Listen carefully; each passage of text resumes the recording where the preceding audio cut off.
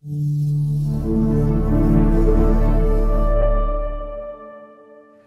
aí pessoal, como é que vocês estão? Tudo bem? Professor Nível aqui. Estou aqui a convite da Dentsply Sirona para conversar com vocês sobre dentística. E hoje a gente vai falar um pouquinho sobre a resina Neo Spectra da Dentsply Sirona. Por que eu estou aqui conversando sobre isso? Porque a evolução das nossas resinas, ela não foi tão grande nos últimos 30 anos. O material em si é praticamente a mesma coisa. O que evoluiu na resina nesses últimos 30 anos? A carga, a qualidade da carga, o tipo de carga, a quantidade de carga. E quando eu falo quantidade de carga, eu estou dizendo para vocês o seguinte: a resina, basicamente, ela tem 4 componentes, a resina composta, que é a fase orgânica, que é o metacrilato, que é a resina propriamente dita, a carga, que é o que dá resistência à resina, é o que dá a resistência à abrasão, resistência à compressão e tudo mais. E tem outros 2 componentes, que são o fotoiniciador e o silano, que é o que faz grudar a carga na parte orgânica. Bom, falando especificamente da fase orgânica, que é o metacrilato, é o que contrai. Quando eu polimerizo a resina, o metacrilato diminui de tamanho. Isso é inerente a qualquer tipo de polímero. Todo polímero, quando contrai, diminui de tamanho. Portanto, se eu conseguir colocar a maior quantidade possível de carga dentro de uma massa de resina, quanto mais carga eu tiver, menos fase orgânica eu tenho, menos metacrilato eu tenho, portanto, menos contração eu vou ter. Só que a tecnologia da inserção de cargas na resina, ela evoluiu muito. E hoje eu tenho resinas com uma quantidade muito grande de carga, com partículas muito pequenas, com partículas misturadas com partículas um pouco maiores, partículas um pouco menores. E isso eu confiro essas resinas a uma qualidade incrível de polimento, manutenção desse polimento, e uma resistência tanto à compressão quanto à abrasão desses materiais. Então, o que eu tenho hoje de tecnologia nessas resinas, especialmente na Neo Spectra? Eu tenho altíssimo grau de polimento, e a manutenção desse polimento. Então, você que usa uma resina um pouco mais antiga, uma resina lá dos anos 90, resinas híbridas, você vê que você dá um polimento nessa resina, ela até tem um polimento ok, o paciente volta daqui a 6 meses, 4 meses, 5 meses, a resina já perdeu o polimento. Perdeu o polimento porque a partícula de carga vai se soltando e aí eu vou tendo oticamente uma visão diferente, ela se pigmenta muitas vezes. Resinas como essa, nano-híbrida, mantém o polimento por muito mais tempo, a ponto de você fazer retornos com o seu paciente de 6 meses, 4 meses, 1 ano e o polimento ainda está mantido. Bom, outra questão importante é o grau de contração de polimerização, ou seja, a porcentagem, o quanto a resina contrai. Essa contração a gente mede volumetricamente. Então as resinas mais antigas, resinas dos anos 90, elas contraem 4%, 3,5%. Resinas mais modernas, como a Neo Spectra, por exemplo, ela contrai cerca de 1%, 1,1%, depende. Então eu preciso entender que ter uma resina de alta tecnologia gera menos tensão no dente, gera menos deflexão de cúspide. Acredite, dependendo do volume que você coloca de resina no dente, dependendo da quantidade dessa resina, a hora que você polimeriza, ela tensiona tanto as cúspides que você pode causar trincamento na base de cúspide. Bom, falando especificamente da Neo, que os íntimos chamam a Neo Spectra, ela tem uma condição de cores muito prática, porque olha só, eu tenho resinas que têm alto valor, que são, quando eu falo valor, eu estou querendo dizer o quanto de luz passa através dessa resina. Uma resina de alto valor é uma resina que tem uma opacidade maior e uma resina de baixo valor é uma resina que tem uma opacidade menor. No caso da Neo, a simplificação da escala de cores é a seguinte: eu tenho apenas 2 dentinas, tá? Dentina 1 e dentina 2. E eu tenho 5 esmaltes, ou seja, o que vai determinar a cor final da minha restauração é o meu esmalte.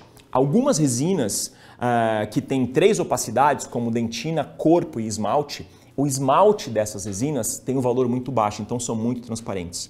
No caso da Neo, por exemplo, eu consigo fechar um diastema usando só esmalte. Eu consigo fazer um conoide usando só esmalte, sem precisar usar dentina, ok? E isso faz com que a cor final dessa minha restauração é dada pelo esmalte. O que isso facilita? Isso facilita porque eu tenho lá 7 tubos de resina, 8 tubos de resina, e com esses tubos de resina eu consigo resolver quase todos os meus casos de restaurações estéticas, tá certo? Isso facilita a vida do clínico. Em dentes posteriores, por exemplo, eu posso usar só esmalte, coisa que não acontece com resinas com 3 opacidades. Usando só esmalte da Neo Spectra em dente posterior, eu não vou ter uma restauração acinzentada, eu vou ter uma restauração com matiz e croma igual ao dente. E aí tem a questão do efeito camaleão. Então falar do efeito camaleão, não é que a resina muda de cor, como um camaleão.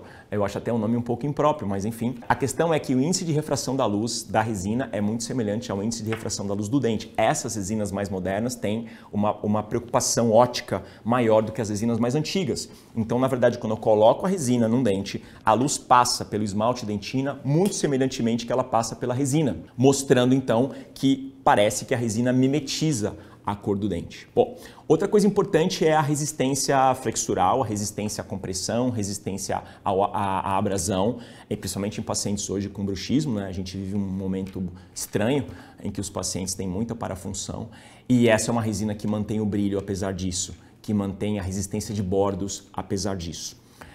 O que eu aconselho vocês a fazerem, a usarem a Neo Spectra, é mesmo que ela seja uma resina moderna, mesmo que ela seja uma resina com baixíssimo grau de contração, que você insira essa resina na cavidade em camadas, tá certo?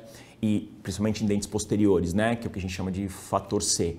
O que eu tenho que me preocupar em relação à inserção da resina em dentes posteriores? Eu preciso me preocupar que na colocação do incremento, esse meu incremento encoste no mínimo de paredes possível, tá certo? Porque a resina se contrai em direção ao centro da massa. Portanto, quanto maior o número de paredes que essa resina tiver aderida, mais tensão ela vai gerar no dente, principalmente em base de cúspide. Então vamos lá, você vai inserir incrementos em duas paredes, você pode inserir quantos incrementos você quiser ao mesmo tempo, desde que eles não se encostem, ok? E você vai polimerizá-los todos ao mesmo tempo. Se eu colocar um incremento de até 2 milímetros de esmalte, eu consigo polimerizar por 20 segundos e a resina vai ter o grau de conversão adequado. Outra coisa importante, na colocação da luz do foto, ele precisa encostar na resina, ok? Quanto mais eu afasto o foto da minha resina, menos energia eu vou colocar nessa resina e menor vai ser o grau de polimerização, ou seja, a resina vai polimerizar menos. Só como dado estatístico, é bem importante vocês saberem isso, uma resina polimeriza no máximo 65%, tá? A gente chama isso de grau de conversão. 65% com a técnica de inserção adequada e com o fotopolimerizador colocado na posição adequada. Então, se você negligenciar qualquer uma dessas etapas, sua resina vai polimerizar menos. Resina polimerizando menos, ela volta manchada, ela volta percolada, que é a penetração de fluidos entre a restauração e o dente. Outro detalhe importante é, apesar de eu precisar colocar em camadas estratificadas, unindo apenas duas paredes no máximo, se for possível, quanto mais camadas eu colocar, mais eu vou enfraquecer essa minha restauração. Então parece uma coisa meio ambígua, né? Em que eu tenho que colocar poucas camadas, mas eu não posso colocar uma camada muito grande. Então você preste atenção nessa condição, porque cada camada colocada em cima da outra vai gerar um gap. E a minha sugestão é que você use a técnica oblíqua de inserção. Não use a técnica horizontal, ok? Na hora que você coloca a resina horizontalmente na cavidade, ela vai tracionar todas as paredes. Então, sempre com técnica oblíqua, mesmo na caixa proximal. Falando especificamente da Neo agora em relação a dentes posteriores, você pode polir a resina na mesma seção que você fez. Puxa, professor, mas eu aprendi há muitos anos atrás que eu precisava esperar um tempo para fazer o polimento. De verdade, a resina ainda continua polimerizando após o dia que você fez essa resina. Só que isso hoje não vai modificar muito a longevidade dessa restauração. Então eu prefiro que você faça o ajuste oclusal, que a gente chama de acabamento, né? Então o acabamento é o ajuste oclusal e mais formato final dessa restauração. E você dê um pré-polimento nessa restauração. Que você use uma borracha, pode ser até o sistema Enhance da própria Dentsply para alisar essa restauração. E aí sim você pode dispensar o paciente. Não dispense o paciente com a restauração craquelada. Não faça o ajuste oclusal com uma ponta diamantada e dispense o paciente. Essa restauração vai fraturar nessa região. Essa restauração vai sofrer absorção de umidade. Então, dê pelo menos um pré-polimento. Deixe essa resina lisa para dispensar o paciente. Se você quiser, numa próxima sessão, então, faça o polimento final. Ou faça as manobras de acabamento e polimento na mesma sessão. Eu quero que você entenda que isso não vai mudar muito tecnicamente a sua restauração. O importante é que ela esteja bem polida.